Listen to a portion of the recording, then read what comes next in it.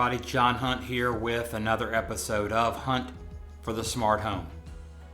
Today we're going to be talking about whole house music, and how we'll determine if today's a win or not is when we get to the end, if you're able to hear a conversation that your buddy brings up and saying, hey, I'm building a house and here's how I'm going to do it, and you're able to step in and go, hold on, this is what I did at my house, this is what I think you should do at your house. So at the end, we'll circle back and see if we've accomplished that. So first off, let's define whole house music. Over the years, I've gotten a lot of customers that have said, I want surround sound in all my rooms. Well, you don't want surround sound in all your rooms. Hopefully you did, because that means an incredible experience in all the rooms, and we've got speakers everywhere, and it's just an audio guy's dream, right? To have true surround sound in every room. But what people are really talking about is they just want music in those rooms. And so, like anything else in life, there's a couple paths you can take when you go to do this. And so one of them is going to be a very common practice that's been used over the years. I still see it in play in houses today.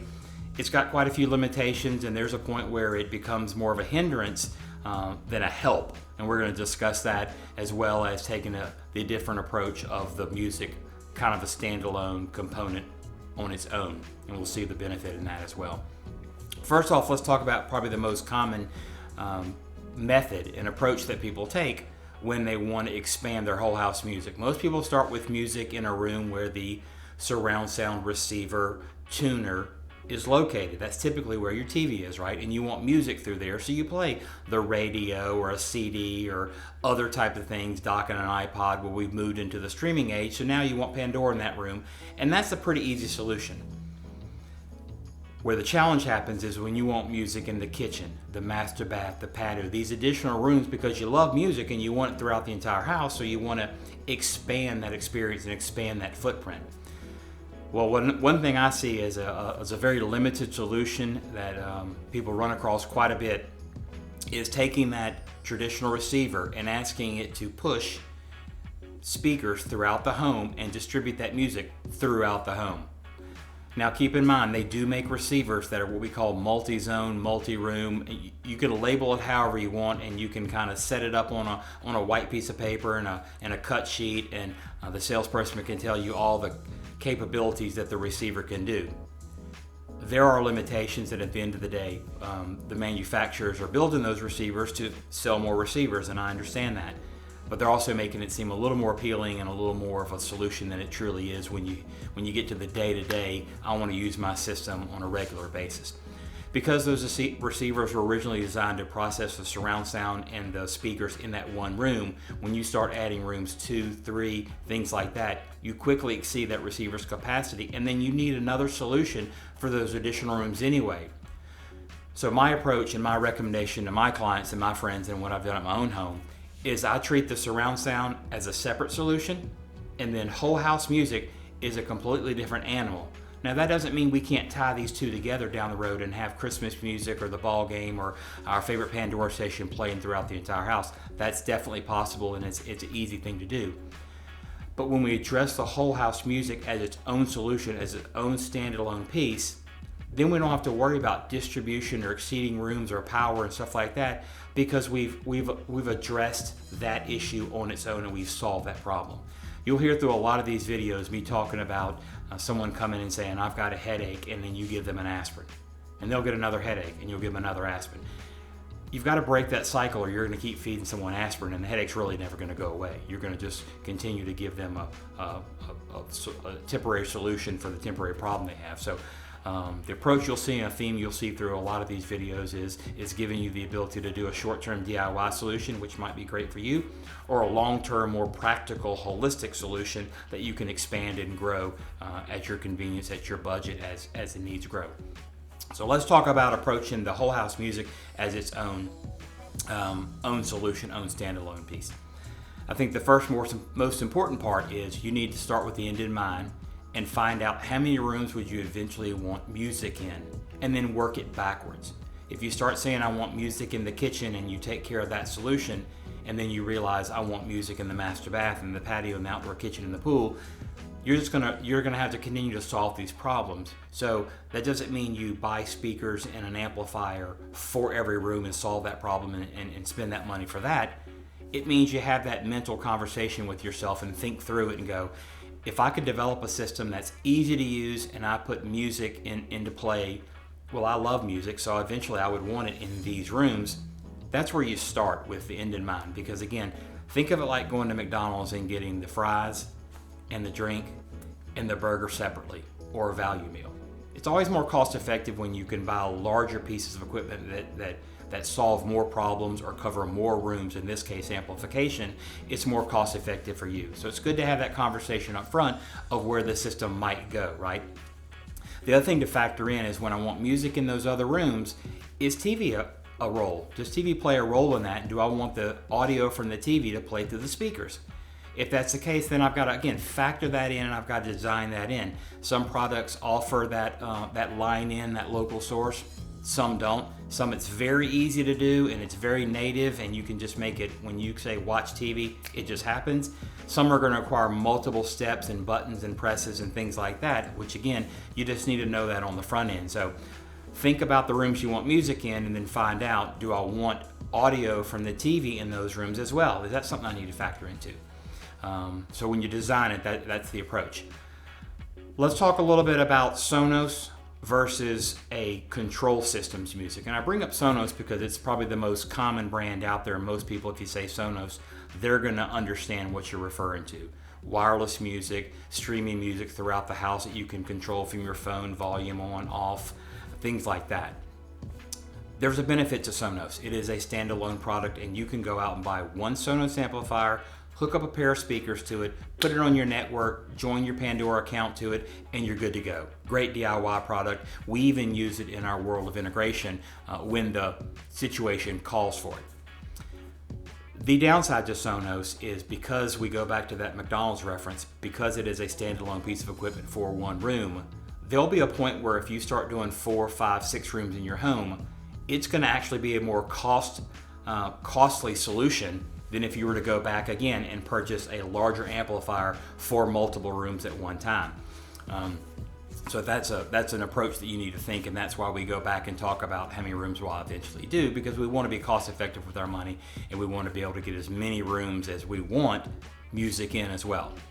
Sonos is also a music only solution, so factor that in. If I solve my music problem, I have not necessarily solved my problem of now controlling the TV with the music in one or two of those rooms. So again, that's a benefit of a true control system, is there's more elements to it where I can solve my music, get a lot of rooms, and I can control TV and have kind of one chef in the kitchen controlling my entire system, which is going to make it easier to operate and I think more enjoyable for that. So factor that into it as well. A couple of things that we're going to cover in other videos, but I want them to be on top of mind for you to be thinking through it.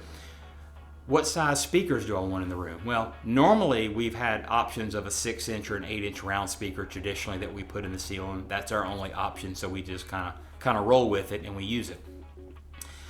From an aesthetic standpoint, houses today, when you're building houses, you'll notice that the can lights aren't 6 inches. They're typically 5 inches. Some are now 4 inches, 3 inches, what we call small aperture lighting, because people want that smaller footprint in the ceiling, less clutter up there. They need the light in the room, but I don't want all that going on in my ceiling, so I'm going to choose a smaller footprint so it looks better.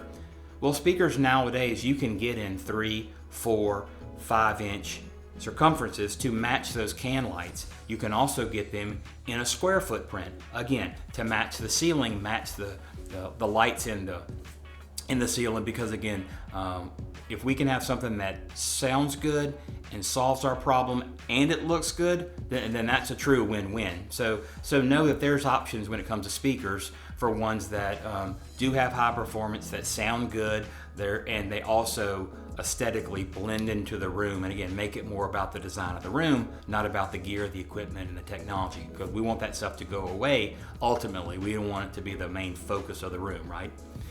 The other thing that's been a big trend over the last year has also been, instead of a traditional pair of speakers, now you can have 2 speakers and a subwoofer in a room.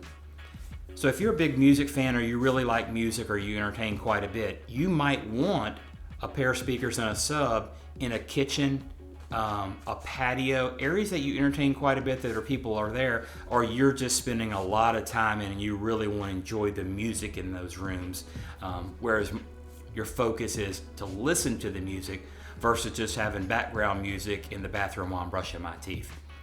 So we'll talk about the 2-speaker and sub versus the 2 traditional speakers. We're going to cover that in another video as well when we talk about more of the aesthetic designs and those elements when it comes to speakers and how that blends into your decor and your ultimate design. Also know that you can mix and match speakers. A lot of people think I'll get speakers and I'll put the same speakers throughout the entire house and that's my solution, right? Well, you can also pick the speaker quality and what you're expecting to hear in your ears based on the room that you're in. So for me, my most expensive speakers are on the patio. That's where I listen to most of my music, and I want to really hear the artist and really enjoy the song, the details that are in the guitar and the breath and those type of things. Whereas in another room, I just might want background music in the dining room when people are over for Christmas music or gatherings. And I can mix and match those. I can have my most expensive speakers in my most frequently used room, background speakers, and then I can have something in between in the rooms that I'm in fairly frequently, kitchen and master bath, where I want to hear the music a little bit better, but I don't spend a ton of time in there, so I'm going to have a compromise in between. So kind of play with it and figure out where you're going to be, and again, mix and match those speakers based on the budget, the time spent in that room, and again, your expectations of what do I want to hear in that room and how much do I want to really enjoy the music in those rooms versus just background music as well. So when it comes to whole house music, whether we're talking about Sonos or a control system like Control 4, we still get the ability to control our music in our room from the phone. Turn it on, select a station, volume, skip, thumb up, thumb down to Pandora, join a room. They're extremely easy to use. I've found that they allow customers to listen to music more often because again, the point of entry has been lowered where now it's I grab my phone, a couple taps, and music's on. And so they listen to music a whole lot more than they did before when they went to the receiver, like we talked about earlier, opening the cabinets and pressing buttons and knobs for rooms and volumes and dials, and it just got too many hoops to jump through. So people would say, I'm going to use the music for cleaning the house, parties, or LSU football. Sorry if you're not an LSU football fan. But those were the times we heard people listen to music. They wouldn't just turn it on Thursday for cooking dinner or Saturday morning for pancakes or just brushing my teeth at night. And that's what whole house music being treated as its own solution and doing something that's going to be streaming music controlled from a phone. That's what it allows you to do. Listen to it a lot more frequently and get a lot more enjoyment out of it. So we're also going to cover the real fine details of do I do something like Sonos or do I do something like a Control 4 system when I want to listen to my music. What's the pros and what's the cons? What do I get out of each particular path that I take? So we're going to cover that in another video and dive deeper into that for people wanting to know the difference in those particular type of solutions. So hopefully we accomplished our goal that we set out in the beginning, and now that you're a little more comfortable with it and you can maybe advise a friend of yours, hey, I'm building a house and I'm thinking about doing what I did in my last house with the receiver, and you can step in and go, hold on, that might not be the best solution for you based on what I've learned or I did at my house. Let me take you through that process. So if that's the case and you're comfortable with maybe having that conversation with a friend of yours, let's consider this a win.